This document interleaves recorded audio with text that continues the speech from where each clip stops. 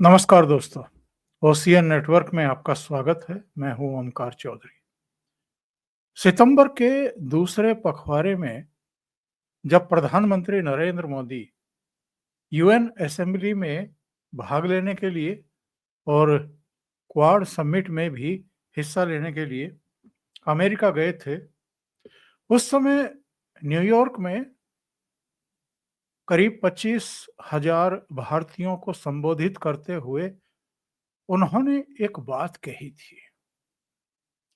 उन्होंने कहा था कि भारत अब किसी का पिछलगू नहीं है, वो अब नेतृत्व कर रहा है। और प्रधानमंत्री ने ये बात किसके लिए कही थी, किसे सुनाने के लिए कही थी? अमेरिका की धरती पर अमेरिका के उसी डीप स्टेट को उन्होंने ललकारा था, जो भारत के खिलाफ तमाम तरह की साजिशें रचता रहा है पिछले करीब करीब 2 ढाई साल में। नरेंद्र मोदी तो वहां से लौट आए, लेकिन उसके बाद अमेरिका में राष्ट्रपति पद के चुनाव हुए और उस चुनाव में तमाम ताकतों के लगे होने के बावजूद रिजल्ट वो नहीं रहा जो डीप स्टेट चाहता था, या वो तमाम ताकतें चाहती थी कि कमला हैरिस ही कंटिन्यू करे, यानी डेमोक्रेट ही कंटिन्यू करें। अब तो गाजे बाजे के साथ डोनाल्ड ट्रंप की 4 साल बाद वापसी हो गई है। और एक दो बार नहीं, अनेक अवसरों पर डोनाल्ड ट्रंप प्रधानमंत्री नरेंद्र मोदी की लीडरशिप की भूरी भूरी प्रशंसा कर चुके हैं, उनको डायनामिक लीडर बता चुके हैं, उनमें असीम संभावनाएं बता चुके हैं।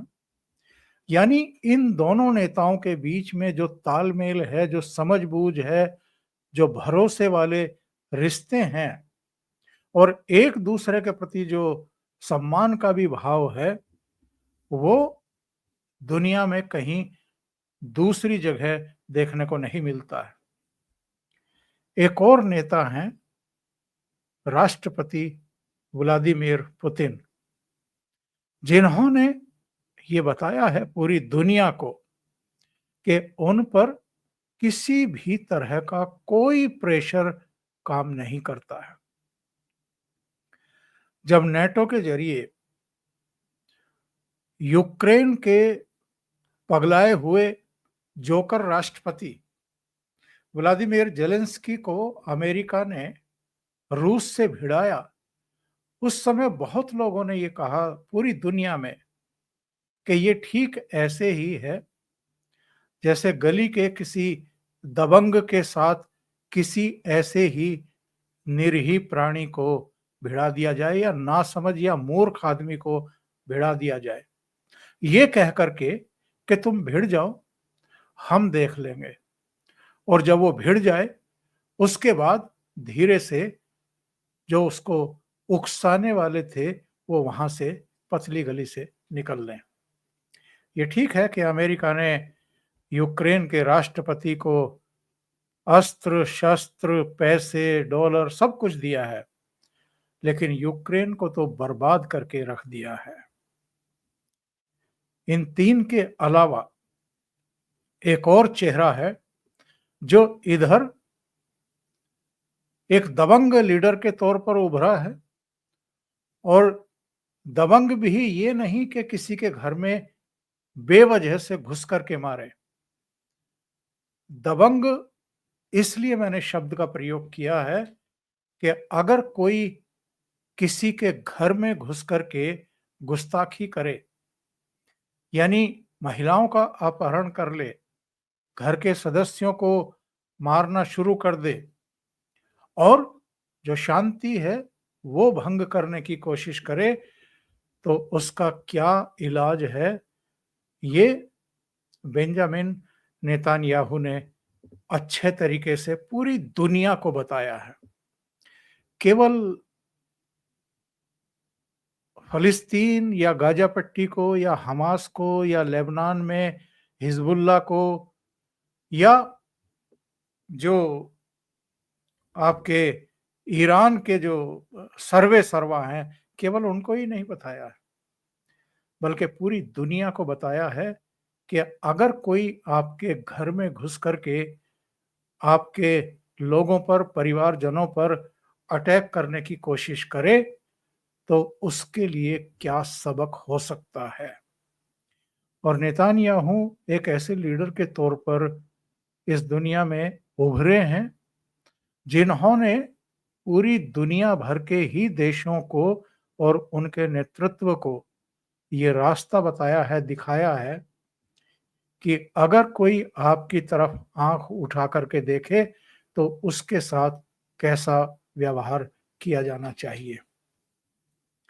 बहुत सारे लोगों ने उस समय कहा था जब उड़ी में हमला हुआ था और हमने सर्जिकल स्ट्राइक किया था, यानी पाकिस्तान में घुस कर के पहली बार भारतीय सेना ने जो आतंकी अड्डे थे, ट्रेनिंग सेंटर थे, जो लॉन्चिंग पैड थे, उन्हीं को उड़ा दिया था।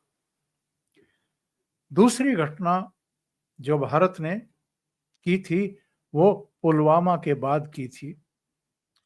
फरवरी 2019 को ये गुस्ताखी हुई थी, जब पुलवामा में हमारे सीआरपीएफ के 40 जवानों को मार डाला गया था।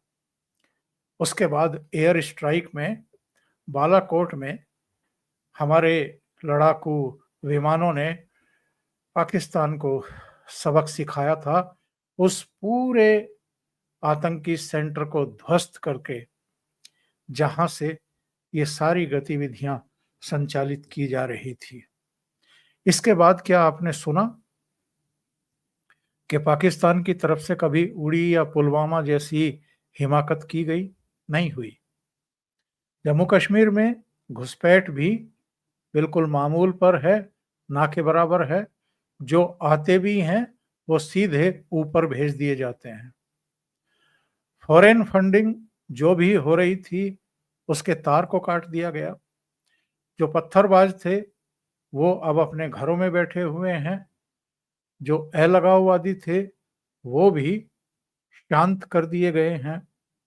इसके अलावा जो भी जम्मू कश्मीर को अंतर्राष्ट्रीय साजिशों का शिकार बना करके और तमाम अंतर्राष्ट्रीय मंचों पर भारत के लिए उसको दबाने का एक जरिया बनाए हुए थे, टूल बनाए हुए थे, अब वो भी आंखें चुरा करके और दुम दबा करके बैठे हुए हैं। अभी वहां लोकसभा के चुनाव हुए थे, शांतिपूर्ण तरीके से हुए। 50 से लेकर के 60% तक टर्नआउट हुआ।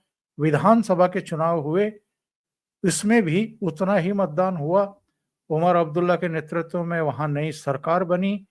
विधानसभा का जो सत्र था, उसमें जिस तरीके से फिर से गुस्ताखी करने की कोशिश की गई, वहां के कुछ चरमपंथी दलों और जो सेंटर हैं, उनके दबाव में आकर के 370 वापस लेने और 35 ए को भी वापस लाने की जो मांग का प्रस्ताव पारित करने की हिमाकत की गई। और जिस तरह से कुछ-कुछ साजिशें इधर देखने को मिल रही हैं, कुछ-कुछ आतंकवादी घटनाएं फिर से शुरू की गई हैं, उनको चेताते हुए प्रधानमंत्री नरेंद्र मोदी ने जो कहा है, वो केवल उन ताकतों के लिए नहीं है जो जम्मू कश्मीर में फिर से अशांति पैदा करने की कोशिश कर रही हैं या लोगों में फिर से दहशत पैदा करने की साजिशें रच रही है, बल्कि जो लोग जम्मू कश्मीर को अशांत करने के मंसूबे विदेशों में बैठ करके देख रहे हैं, ये उनके लिए भी उन्होंने कहा है। मैं उनका अभी ताज़ा वक्तव्य सुनवाता हूं, फिर मैं इस विषय पर आगे बढ़ता हूं। आज हमारी आंखों के सामने आर्टिकल 370 की जो दीवार थी ना, उस दीवार को मैंने कब्रिस्तान में गाड़ दिया।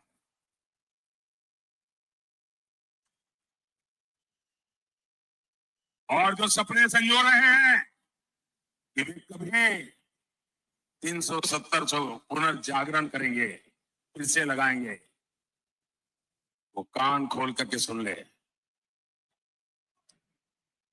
ये विरासत मामूली विरासत नहीं है। दुनिया की कोई ताकत दोबारा 370 नहीं ला सकती। दुनिया की कोई ताकत फिर से 370 नहीं ला सकती। ये दुनिया की उन ताकतों के लिए संदेश है जो भारत में, जम्मू कश्मीर में अशांति पैदा करने की साजिशें रच रही थी। एक और घटना हुई थी 5 अगस्त 2024 को। हमारे पड़ोस में बांग्लादेश में डीप स्टेट ने जमात इस्लामी, बीएनपी और कुछ दूसरी ताकतों के साथ मिलकर के शेख हसीना सरकार का तख्ता पलट दिया था। और उस समय बांग्लादेश के ही लीड्स के संपादक शोएब चौधरी ने यह खुलासा किया था कि जो मीटिंग लंदन में हुई थी इसके लिए, उसमें भारत के भी एक नेता यानी कांग्रेस के नेता राहुल गांधी भी शामिल हुए थे और जियाउर रहमान और खालिदा जिया के बेटे भी यानी बीएनपी के जो कार्यकारी अध्यक्ष थे वो भी उसमें शामिल हुए थे। उनका कहना यह था कि राहुल गांधी बांग्लादेश में जो कुछ हुआ है शेख हसीना सरकार के साथ, उस साजिश में सहमति देने के मामले में शामिल थे। कांग्रेस ने इसका कोई खंडन नहीं किया। राहुल गांधी ने आज तक इस पर जबान नहीं खोली है। अभी एक नया डेवलपमेंट हुआ है डोनाल्ड ट्रंप के चुनाव जीतने के बाद।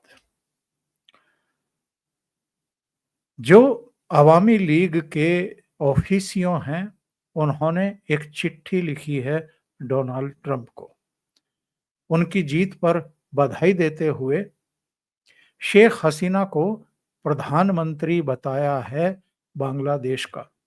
इसका मतलब ये है कि जो ये खबर फैलाई गई थी कि बांग्लादेश की अपदस्थ की गई प्रधानमंत्री शेख हसीना से इस्तीफा ले लिया गया है मिलिट्री के द्वारा या उन्होंने इस्तीफा दे दिया है, इसका मतलब ये है कि वो फॉल्स था, झूठा था। तो भले ही वो इस समय निर्वासित जिंदगी भारत में बिता रही हैं एक अज्ञात स्थान पर, लेकिन वो अभी भी बांग्लादेश की प्रधानमंत्री हैं। अपदस्थ प्रधानमंत्री मिलिट्री समझ रही होगी, दुनिया समझ रही होगी, लेकिन इस डोनाल्ड ट्रंप को भेजे गए पत्र में इस बात का उल्लेख है कि बांग्लादेश की प्रधानमंत्री शेख हसीना आपको आपकी जीत पर, आपके चुने जाने पर बधाई देती है। इसका मतलब क्या है? इसका मतलब समझ लीजिए। 20 जनवरी को डोनाल्ड ट्रंप अमेरिका राष्ट्रपति का पद संभालने वाले हैं। उसके बाद अगर बांग्लादेश में ये जो मोहम्मद यूनुस कठपुतली अमेरिका की डेमोक्रेट सरकार के यहाँ बैठाए गए हैं और जिनके यहाँ बैठने से वहाँ के जो कट्टरपंथी हैं, उग्रपंथी हैं, हिंदू विरोधी हैं, उन्होंने जो कत्लेआम किया है, जो दमन चक्र चलाया है हिंदुओं पर, उसके बाद इनकी उल्टी गिनती शुरू हो जाएगी और ढाका में एक बार फिर अगर शेख हसीना की सरकार आपको दिखाई दे तो आश्चर्य नहीं होना चाहिए। अब आप जरा ये समझिए कि जो काम नेतान्याहू कर रहे हैं, यानी उन सारे तत्वों को मिट्टी में मिलाने का काम कर रहे हैं जो कट्टरपन के चलते हुए या जो मैं कहूंगा कि यहूदियों का खात्मा करने के लिए पूरे मिडिल ईस्ट की शांति भंग करने में लगे हुए थे, उनका इलाज नेतान्याहू कर रहे हैं, बिना किसी प्रेशर के कर रहे हैं। राष्ट्रपति जो बाइडेन ने कई बार उनको रोकने की कोशिश की, ये कहा कि आप 21 दिन का, 20 दिन का एक युद्ध विराम घोषित कर दीजिए। उन्होंने कान तक नहीं धरा उनकी बात पर और एक दिन के लिए भी युद्ध विराम की घोषणा नहीं की। यानी जब तक काम पूरा नहीं हो जाएगा तब तक वो रुकेंगे नहीं। अभी उन्होंने अपने डिफेंस मिनिस्टर को भी हटा दिया, ये कहते हुए कि उन्होंने मेरा विश्वास खो दिया था। तो पूरी दुनिया में आप टॉर्च लेकर के घूम लीजिए, नेतान्याहू जैसा नेता आपको दूसरा नहीं मिलेगा। नरेंद्र मोदी जैसा भी नेता आपको नहीं मिलेगा। डीप स्टेट ने तमाम साजिशें रची। अमेरिका ऊपर ऊपर दोस्ती की बात करता रहा, लेकिन भारत जिस तरीके से एक विश्व शक्ति के रूप में उभर रहा है और जिस तरह वो 5th लार्जेस्ट इकोनॉमी एक उसकी हो गई है, आर्थिक तौर पर एक ताकत बनकर उभर रहा है, सामरिक तौर पर भी जिस तरीके से उसने चीन को पीछे धकेला है। चीन के राष्ट्रपति शी जिनपिंग को पीछे हटाना अंगद के पैर को पीछे धकेलने के समान है।